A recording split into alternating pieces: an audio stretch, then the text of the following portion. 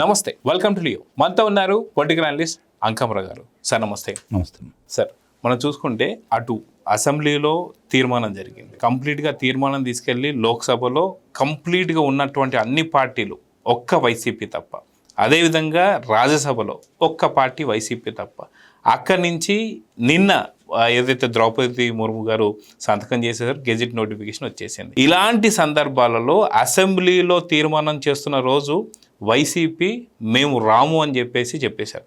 లోక్సభలో తీర్మానం చేస్తున్న రోజు మావిగన్ అని చెప్పి మాట్లాడు. అక్కడి నుంచి రాజ్యసభ కావచ్చు, ఈ రోజు దాకా కూడా సేమ్ అదే వేలో మావిగన్ అనేది ఒక పెద్ద అసలు ఇప్పటిదాకా ఎవరు కనిపెట్టినటువంటి థీరీలాగా మాట్లాడుతున్నారు. వాస్కోడిగామ సముద్ర మార్గం కనిపెట్టినట్టు జగన్మోహన్ రెడ్డి మావిగన్ కనిపెట్టారని చెప్పేసి ఈరోజు చాలా పెద్ద ఎత్తున జరుగుతుంది. ఈ రోజు వచ్చేసి ఏబిఎన్ పైన దాడులు కావచ్చు, ఇవన్నీ కూడా చూస్తూ వస్తున్నాం. కంప్లీట్గా వక్రీకరించేటువంటి ఒక ధోరణి మనం చూస్తున్నాం. కానీ అసలుకి భారతదేశంలో కావచ్చు, ప్రపంచంలో కావచ్చు, ఎప్పుడు ఎక్కడా కూడా రైతులు ఇన్ని వేల ఎకరాలు ఇచ్చినటువంటి ధోరణి ఎక్కడా లేదు. అలాంటి దగ్గర అన్ని గమనించినటువంటి ఒక అన్ని పార్టీలు కూడా మద్దతు ఇస్తే వైసీపీకి ఏమైందంటే ఏం చెప్తారు సార్? ఇంత రాష్ట్రానికి ఈరోజు ప్రత్యేకమైనటువంటి అంటే రాష్ట్రపతి గారికి వారి యొక్క ఆమోద ముద్ర చట్టబద్ధత ఏర్పడి అమరావతికి ప్రత్యేకంగా తీర్మానం చేసి భారతదేశంలో ఏ రాష్ట్ర రాజధానికి కూడా ఇలాంటి తీర్మానం జరగని విధంగా భవిష్యత్తులో కూడా జరగకూడదని కోరుకుందాం. ఇలాంటి పరిస్థితి ఏ రాష్ట్రానికి కూడా రాకూడదు. మరి ఇంతటి ఈ కార్యక్రమానికి సహాయ సహకారాలు అందజేసిన ప్రతి ఒక్కరికి, ప్రధానమంత్రి గారికి, అలాగే అమిత్ షా గారికి, హోంమంత్రి అమిత్ షా గారికి, ఈరోజు ఆ ముద్ర రాజముద్ర వేసినటువంటి రాష్ట్రపతి ద్రౌపది ముర్ము గారికి, దీనికి అన్ని విధాలా ఉండి పర్యవేక్షణ చేసి 5 సంవత్సరాల పరిపాలనని యావత్ భారతదేశ ప్రజలందరికీ కూడా తెలియజేసే విధంగా అన్ని పార్టీల మద్దతు కూడగట్టిన చంద్రబాబు నాయుడు గారికి మనం ప్రత్యేకమైనటువంటి ధన్యవాదాలు తెలియజేయాలి. అలాగే ఆంధ్ర రాష్ట్ర ప్రజలకి శుభాకాంక్షలు కూడా తెలపాలి. ముఖ్యంగా అమరావతి తర్వాత వాళ్ళ దగ్గరకు వస్తాం. ఆంధ్ర రాష్ట్రం ఎందుకంటే రాజధాని అనేది ఒక ప్రాంతం వాళ్ళకి కాదు కదా. ఇప్పుడు దాకా వాళ్ళు ప్రచారం చేసింది కూడా అది వాస్తవం కాదు కదా. రాజధాని అనేది ఆంధ్రలో అందరికీ చెందుతుంది. ఎందుకంటే ప్రతి ఊరికి రాజధాని రాదు, ప్రతి ఊరిలోనూ సెక్రటరియట్లు ఉండవు రాష్ట్రానికి సంబంధించినవి. కాబట్టి ఇది అందరికీ సంబంధించింది. ఇది రాజధానిలో ఆదాయం వస్తే రాష్ట్రానికి అందరికీ పంచుతారు. అది దానివల్ల అంటే ఒక్కసాట కేంద్రీకృతం అవుతుంది అని చెప్పి వాళ్ళు చేసే ప్రచారానికి వాస్తవం అయితే కాదు కదా. ఇప్పుడు వచ్చిన పరిశ్రమలు చూస్తూనే ఉన్నాం. ఉత్తరాంధ్రలో ఎన్ని లక్షల కోట్ల రూపాయల పెట్టుబడులు, 2,70,000 కోట్ల రూపాయలు, ఇవన్నీ కూడా మనం చూస్తూనే ఉన్నాం. అలాగే రాయలసీమ ప్రాంతంలో ఎక్కడికక్కడికి ఆ భూమికి సంబంధించి ఏ పరిశ్రమలు పెడితే అనువుగా ఉంటుంది, ఉద్యోగ కల్పన ఎలా వస్తుంది, ఏది అనువైన ప్రాంతం అని చెప్పని జల్లెడబట్టిన చంద్రబాబు నాయుడు గారు ఒక పరిశ్రమ వస్తే వాళ్ళు దేవులాడుకునే పని లేకుండా పలానా ప్రాంతానికి వెళ్ళండి, మీ పరిశ్రమకు అది అనుకూలమైన ప్రదేశం అని చెప్పి ఆ విధంగా పంపిస్తూ ఉన్నారు. సో ఇది ఎంత మేలు జరిగింది కాబట్టి మనం వాళ్ళకి చెప్పేశాం. ఇక అసలు రాజధాని అంటే ఏంటి? రాజ్యాంగంలో లేదు అని చెప్పని ఈ మహానుభావుడు మాట్లాడుతూ ఉన్నాడు. నిజమే, రాజ్యాంగంలో లేదు, వాస్తవమే. 3 రాజధానులు అన్న ఎక్కడన్నా ఉందా? లేదు కదా. అసలు ఈ రాజధాని అనేది ఎలా వచ్చింది? హైదరాబాదులో శాసనసభలో దీని గురించి ప్రస్తావన వచ్చినప్పుడు మీరు విజయవాడ గుంటూరు మధ్య రాజధాని పెట్టడం మాకు అనుకూలం, మేము కూడా దానికి మద్దతు ఇస్తున్నాం, 30,000 ఎకరాలు తక్కువ లేకుండా మీరు చూడండి, అప్పుడే హైదరాబాద్కు మించిన నగరం ఏర్పాటు అవుతుంది, దానివల్ల రాజధాని అభివృద్ధి చెందితే రాష్ట్రానికి ఉపయోగపడుతుంది, మేము కూడా ఏకగ్రీవంగా మీకు మద్దతు తెలుపుతున్నామని చెప్పిన వ్యక్తి ఇతను. వచ్చాడు చంద్రబాబు నాయుడు గారు, రైతులను అడిగాడు. వాళ్ళతో 1-2 సమావేశాలు అయిపోయిన తర్వాత చంద్రబాబు నాయుడు గారు చెప్పిన దానికి వాళ్ళకి ఇష్టపడి భూములు అమ్ముకోకుండా భాగస్వాములు కావటం కోసం మన రాష్ట్ర ప్రజలకి మనకు రాజధాని లేదు కాబట్టి మనం అందరం కూడా రాజధానికి మన అనుకూలం కాబట్టి మన ప్రాంతంలో రాజధాని వస్తుంది కాబట్టి మన పేరు శాశ్వతంగా నిలబడిపోతుంది కాబట్టి మనం కూడా త్యాగం చేయాలి అని చెప్పని ఆ పరిసర ప్రాంతాల్లో ఏదైతే రాజధాని ఏర్పడిపోబోతుందో మందరం కావచ్చు, రాయపూడి కావచ్చు, కొన్ని ప్రాంతాల్లో 3 పంటలు పండే ప్రాంతాలు కూడా ఉన్నా కూడా త్యాగం చేసిన వాళ్ళు రైతులు. దాని ద్వారా అమరావతి ఏర్పడింది. అమరావతి చరిత్ర గురించి మనం చూసుకుంటా ఉంటే గౌతమిపుత్ర శాతకర్ణి చరిత్ర తెలిసిన వాళ్ళందరూ కూడా శాతకర్ణులు ఇక్కడ దీన్ని రాజధానిగా పరిపాలించారనే నానుడి మనకి వినపడతా ఉంది. సరే, దేవతల రాజధాని ఇంద్రుడు పరిపాలించిన రాజధాని అమరావతి అని మనం పురాణాల్లో చదువుకున్నాం. అలాగే కాకతీయ సామ్రాజ్యం విస్తరణలో భాగంగా ఇక్కడ కూడా వాళ్ళ పరిపాలన సాగింది. శాసనాలు ఇప్పటికీ కనపడతానే ఉన్నాయి.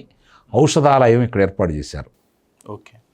మొక్కలను పెంచి ఇక్కడ ఏర్పాటు చేశారు. అది కూడా శాసనాల్లో మందడం, మలికీపురం అంటే ఇప్పుడు ఉన్నటువంటి మందడం అని చెప్పని శాసనాల ద్వారా ఈరోజు మనకు కనపడతా ఉన్నాయి. ఆచార్య నాగార్జునుడు నడయాడినటువంటి నేల ఇది. ఇంత విశిష్టమైందే కాకుండా కృష్ణానది పక్కనుండా ఈ రాజధాని పక్కకుండా కృష్ణానది వెళ్తూ ఉంది. అంటే భవిష్యత్తులో ఎక్కడ మంచినీటికి ఇబ్బందులు ఎదుర్కోకుండా ఉండటం కోసం చంద్రబాబు నాయుడు గారు దీన్ని ఎన్నుకోవడం కూడా జరిగింది. దీనికి ఆనాటి ప్రధానమంత్రి గారు పార్లమెంటు భవనం దగ్గర నుంచి మట్టిని, గంగా జలాన్ని, యమునా నది అన్ని పవిత్ర జలాయాలన్నీ తీసుకుని వచ్చి ఆ రోజు మనకిచ్చారు. చాలామంది విమర్శించారు, మట్టి నీరు ఇచ్చిపోయాడు అని చెప్పని. దాని విశిష్టత ఏంటో ఈరోజు అర్థమైపోతూ ఉంది. ఇట్లా జరుగుతుంటే నిర్మాణాలు చేపట్టే కార్యక్రమంలో భాగంగా ఆళ్ల రామకృష్ణారెడ్డి అని మంగళగిరి శాసనసభ్యుడు, వైఎస్ఆర్సీపీ శాసనసభ్యుడు, 2014-2019 గెలిచిన శాసనసభ్యుడు, ఇంకా రకరకాల వాళ్ళందరూ కూడా అమరావతి మీద అనేక రకాలుగా న్యాయస్థానాల్లో ఫిర్యాదులు చేస్తే వాటినన్నింటినీ తొలగించుకొని చివర 15 నెలలు మాత్రమే అక్కడ పనులు జరిగినాయి. ఆ పనుల్లోనే మనకి నిర్మాణాలు 80%, 90%. అలాగే రాప్ట్ ఫౌండేషన్ మరి 5 సంవత్సరాలు అక్కడ నీళ్లు పెంచినా, నీళ్లు నిలవబెట్టినా కూడా 5 సంవత్సరాల తర్వాత నీళ్లు దొడితే ఆ రాప్ట్ ఫౌండేషన్ మీద నుంచి, ఆ పునాదుల మీద నుంచి ఇప్పుడు మళ్ళీ నిర్మాణాలు చేపట్టుకోవడానికి అంత పటిష్టంగా ఆ రోజే చంద్రబాబు నాయుడు గారు దాన్ని నిర్మాణాలు చేపట్టడం కూడా జరిగింది. మరి ఈరోజు 5 సంవత్సరాల్లో నీ పరిపాలనకు వచ్చిన తర్వాత నువ్వు రావడం ప్రజావేదిక కూల్చావు. అక్కడి నుంచి మొదలుపెట్టి అమరావతి మీద ద్వేషంతో, ఎందుకు ద్వేషం పెంచుకున్నాడు జగన్మోహన్ రెడ్డి? అమరావతిలో దోచుకోవడానికి ఏమీ లేదు. విశాఖపట్నంలో దోచుకోవడానికి అమాయకులు ఉన్నారు, దోచుకోవడానికి ప్రయత్నం చేశారు. ఇక్కడ చంద్రబాబు నాయుడు గారు సిఆర్డీఏ తోటి, రైతులతోటి ప్రభుత్వాన్ని భాగస్వాములు చేసి అక్కడ ఎలాంటి పొరపాటు జరగకుండా ఒక చక్రబంధంలో ఇరికించాడు కాబట్టి ఏమీ చేయలేడు. కాబట్టి రెండోది, ఇది నిర్మాణాలని పూర్తయిపోతే అది చంద్రబాబు నాయుడు గారికి పేరు వస్తుందనే దురుద్దేశంతో ఒక కులాన్ని పేరు చెప్పి కావాలని చెప్పని ఆ ప్రాంతాన్ని అడవిని తలపించేలాగా పెంచడమే కాకుండా ఒకటి చేత శ్మశానం అనిపించావు, ఒకటి చేత వేశ్యల రాజధాని అనిపించావు, రకరకాలుగా మాట్లాడించావు. రైతులు ఎప్పుడైతే నువ్వు 3 రాజధానుల అంశాన్ని ఎత్తుకున్నావో రైతులు పోరాటం మొదలుపెట్టారు శాంతియుతంగా. ఆ 29 గ్రామాల రైతులు వాళ్ళు పోరాటం మొదలుపెట్టి న్యాయస్థానం నుంచి దేవస్థానం, అంటే న్యాయస్థానం తీర్పిచ్చింది కదా, దీనేమి కదిలించడానికి వీల్లేదని చెప్పని, మేనమస్తను అని చెప్పి తీర్పు ఎప్పుడైతే ఇచ్చిందో వీళ్ళు న్యాయస్థానం నుంచి దేవస్థానానికి అని చెప్పి వెళ్ళిన తర్వాత ఈ 45 రోజుల పాదయాత్రలో యావత్ ప్రపంచానికి ఈ విశిష్టత ఏంటి, ఎందుకు వీళ్ళు యాత్ర చేయాల్సి వచ్చింది, జగన్మోహన్ రెడ్డి చేసిన విధ్వంసం ఏంటనేది స్పష్టంగా అర్థమైన రీతిలో ప్రజల్లో ఆలోచించడానికి, ప్రజలకు తెలియజేయడానికి అదొక ఉపయోగపడింది. ఎన్ని ఇబ్బందులు పెట్టారు ఆ రైతుల్ని. చివరికి భోజనం చేయడానికి కూడా రోడ్డు మీద చేయించే దౌర్భాగ్య స్థితికి తీసుకొచ్చారు కదా. అంత త్యాగం చేసిన రైతుల్ని వాళ్ళ కాలకృత్యాలు కూడా తీర్చుకోవడానికి ఏర్పాటు చేసినటువంటి వాహనాలను కూడా లేకుండా చేశారు కదా. పాదయాత్ర అయిపోయిన తర్వాత విశ్రాంతి తీసుకునే దాన్ని కూడా లేకుండా చేస్తే వాళ్ళు అలో లక్ష్మణ అంటూ ఏ విధంగా చేశారో చూస్తాం కదా. అయినా సరే మొక్కవని దీక్షతోటి వాళ్ళు విజయవంతంగా పూర్తి చేసుకుని వచ్చారు. అయినా సరే వాళ్ళు హింసామార్గాన్ని ఎన్నుకోలేదే. నువ్వు ఎన్ని చేసినా వాళ్ళు ఏం మాట్లాడలేదే. గర్భిణీ స్త్రీలని పొత్తి కడుపులో తన్నిచ్చావే, నువ్వు ఆడవాళ్ళ జుట్టు పట్టుకుని లాగిచ్చావే, వాళ్ళ బట్టల మీద, వాళ్ళ చేతి దగ్గర ఉన్నటువంటి సెల్ ఫోన్ల మీద రకరకాల వ్యాఖ్యానాలు చేయించావే, ఆ మహిళలను వేశ్యలుగా చిత్రీకరించావే, పెయిడ్ ఆర్టిస్టులు అన్నావే, వృద్ధుల్ని, వయో వారంతో ఉన్న వాళ్ళని నువ్వు ఏ విధంగా వాళ్ళ మీద దాడులు చేయించావో చూసాం కదా. ఎంతమంది గుండెకి చనిపోయారు, ఏమవుతుందో ఆందోళనతో. ఇంతమందిని ఇబ్బంది పెట్టిన నీకు ఈరోజు యావత్ ఆంధ్ర రాష్ట్ర ప్రజలు కదిలించారు కాబట్టి, అమరావతి విశిష్టత వాళ్ళకి అర్థమైపోయింది కాబట్టి నీకు 151 స్థానాలు ఇచ్చిన ఇదే ప్రజలు 11 స్థానాలకు పరిమితం చేశారు. అయినా సరే ఓడిపోయిన తర్వాత కూడా నువ్వు దాని మీద విషయాన్ని ఇంకా చెబుతూనే ఉన్నావు కదా. మరి ఈరోజు నువ్వు నేను వస్తే ఏదో చేస్తానని చెప్పి మాట్లాడుతున్నారు మీ వాళ్ళందరూ కూడా. 151 స్థానాలు వచ్చినాడు నువ్వు ఏం చేయగలిగావు? 3 రాజధానులు అన్నావు. న్యాయస్థానం మొట్టికాయలు వేస్తారన్న భయం కొద్ది ముందుగానే విరమించుకున్నావు. అంటే అక్కడే పిరికాడిపోయి పారిపోయొచ్చు. నీ వల్ల కాలేదు. మరి రాజధాని ప్రాంతంలో నిర్మాణాలు చేపట్టకుండా చేయాలని చెప్పి నువ్వు ప్రయత్నం చేసావు. నిర్మాణాలు చేపట్టలేదు. కానీ దానివల్ల నువ్వేం సాధించావు? ఈరోజు ఏదైతే సింగపూర్ ప్రభుత్వం ఉందో నిర్మాణాలు చేపట్టడానికి ముందుకు వస్తే వాళ్ళని తరిమేసావు, పరిశ్రమలను తరిమేసావు. ఏం సాధించావు నువ్వు? అయినా సరే ఈరోజు అన్నీ అర్థమైపోయినాయి కాబట్టి నువ్వు చేసిన పని వల్ల ఏదైతే ఈరోజు చట్టబద్ధ ఎందుకు ఏర్పడాల్సి వచ్చింది? తెలంగాణ లాగా మంది రాజధాని అయ్యేదే కదా. తెలంగాణ వాళ్ళు మన చట్టం కోసం వెళ్ళలేదుగా. 10 సంవత్సరాలు పూర్తయిపోయిన తర్వాత వాళ్ళ రాజధాని వాళ్ళు చూసుకుంటానే ఉన్నారు కదా. మన రాజధానికి నువ్వు చేసిన అడ్డంకులే కదా ఇవన్నీ కూడా. అంటే భారతదేశంలో ఏ రాష్ట్రం చేయని చట్టబద్ధత ఎందుకు చేస్తుందంటే ఒకే ఒక వ్యక్తి గురించి, అది జగన్ గురించి. ఇతని గురించి చేయట్లేదు, మీరు గమనించుకోండి. ఇతని గురించి చేయట్లేదు. మనకి విభజన చట్టంలోని క్లాజ్ 5లో సబ్సెక్షన్ 2లో పొందుపరిచిన దాన్ని సరి చేశారు. సరి చేయాలి కదా, అది వాళ్ళే కదా సరి చేయాల్సింది, గుర్తించాల్సింది వాళ్ళే కదా. కాబట్టి వాళ్ళు చేశారు. అది మామూలుగా అయితే గుర్తిస్తారు ఇది రాజధాని అని చెప్పని. వాళ్ళు చట్టబద్ధత చేయరు. చట్టపద్ధతి ఎందుకు చేస్తారు? అవును. ఆ రోజే 1500 కోట్ల రూపాయలు కేటాయించారు కదా రాజధాని అనే ఉద్దేశంతో. ఇప్పుడు రాజధాని అనేది కేంద్రం బాధ్యత కాబట్టి ఆ బాధ్యత తీసుకుంది. విభజన చట్టంలో ఉంది కదా రాజధాని నిర్మాణాలన్నీ కేంద్రమే చేపట్టాలని. వీళ్ళు చేస్తున్నటువంటి విశ్వ ప్రచారంలో భాగంగా రాజధానిలో నిర్మాణాలకు ఉపయోగించే ఏ దాంట్లో కూడా రూపాయి అప్పు కూడా ఆంధ్ర రాష్ట్రం కట్టే పని లేదు కదా. సెల్ఫ్ ఫైనాన్సింగ్ రాజధాని అది.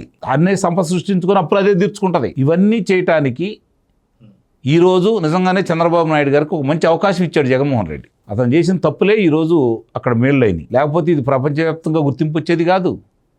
ఈరోజు చట్టపద్ధతి ఏర్పడేది కాదు. భవిష్యత్తులో ఇంకోటి ఆలోచించకుండా చేసేది కాదు.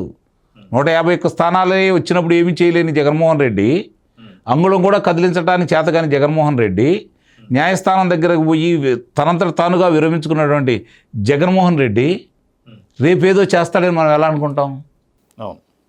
కాబట్టి ఎట్టి పరిస్థితుల్లో కూడా ఈ విషయంలో ఈరోజు చట్టబద్ధత ఏర్పడటానికి, రాష్ట్రపతి గారు ఆమోదముద్ర పట్టడానికి కృషి చేసిన ప్రతి వాళ్ళందరికి కూడా ఈరోజు యావత్ ఆంధ్ర రాష్ట్ర ప్రజానీకం తరపున నేను వాళ్ళకి ప్రత్యేకమైనటువంటి ధన్యవాదాలు తెలియజేస్తూ, ఈరోజు ఆంధ్ర రాష్ట్ర ప్రజలకి ఈ మంచి పరిణామం జరుగుతున్న సందర్భంగా వాళ్ళకి శుభాకాంక్షలు కూడా తెలియజేస్తూ, ఇప్పుడే కాదు ఎప్పుడైనా సరే భవిష్యత్తులో ఇలాంటి వాళ్ళు రావచ్చేమన్న ఉద్దేశంతో ఈరోజు అది చేశారు. అంటే రేపు పొద్దున రాజధాని మార్చాలన్నా, రాజధానిని కొనసాగించాలన్నా కేంద్రానికి మాత్రమే హక్కు ఉంది.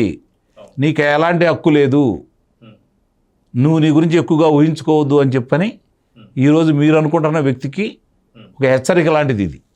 భవిష్యత్తులో ఇలాంటి వాళ్ళు భారతదేశంలో ఎక్కడ రాకుండా ఉండటం కోసం హెచ్చరిక లాంటిది. ఇంత స్పష్టంగా, ఇంత వివరంగా ఈరోజు రాజధాని గురించి చట్టబద్ధత ఏర్పడిన తర్వాత నీకు ఏదైనా అనుమానాలు ఉంటే నివృత్తి చేయి. మావిగానే ఎందుకన్నాడు? ఇవన్నీ కూడా ప్రజల్లో విస్తృతంగా చర్చ జరుగుతాయి. దీని గురించి పక్కదారి బళ్లించడం కోసం అతను మాట్లాడాడు. అక్కడేం మాట్లాడారు వాళ్ళిద్దరూ? ఎందుకు 50,000 ఎకరాలు నిర్మాణానికి అని రాజ్యసభలో, లోక్సభలో మాట్లాడారు. మరి ఇక్కడ జగన్మోహన్ రెడ్డి ఏం మాట్లాడుతున్నాడు? మచిలీపట్నం నుంచి ఇక్కడ దాకా ఎన్ని కిలోమీటర్లు వస్తుంది ఇది? దాదాపు 140 కిలోమీటర్లు. మరి దాదాపు 2.5 లక్షల ఎకరాలు తీసుకోవాల్సి వస్తుంది. ఇవన్నీ కూడా వాళ్ళు డైవర్షన్ పాలిటిక్స్లో భాగంగా వాళ్ళు ఎన్ని తప్పులు చేసినా ఒప్పులుగా ప్రచారం చేసుకుంటూ వాళ్ళు ఏకాడికి రాజధాని అమరావతిని ఇంకా కూడా దెబ్బతీయడానికి ప్రయత్నం చేస్తున్నారు. వాళ్ళు ఎన్నిసార్లు దీని మీద దృష్టి పెడితే అన్ని రెట్లు ఇది ఇంకా పైకి ఎగుస్తుందే తప్ప అమరావతికి వచ్చిన నష్టం ఏమీ లేదు. చట్టబద్ధత ఏర్పడటమే కాకుండా నిర్మాణాలకు సంబంధించి చూసుకుంటూ ఉంటే ఈరోజు 30,000 మంది కార్మికులు పనిచేస్తూ ఉన్నారు. అక్కడ 91 పనులు జరుగుతూ ఉన్నాయి. 60,000 కోట్ల రూపాయలు అక్కడ ఖర్చు కాబోతూ ఉంది. ఇది మామూలు విషయం అయితే కాదు కదా. ఖచ్చితంగా అవును. కాబట్టి ఎవరు ఆపగలరు? ఎవరి వల్ల సాధ్యమవుతుంది ఇది?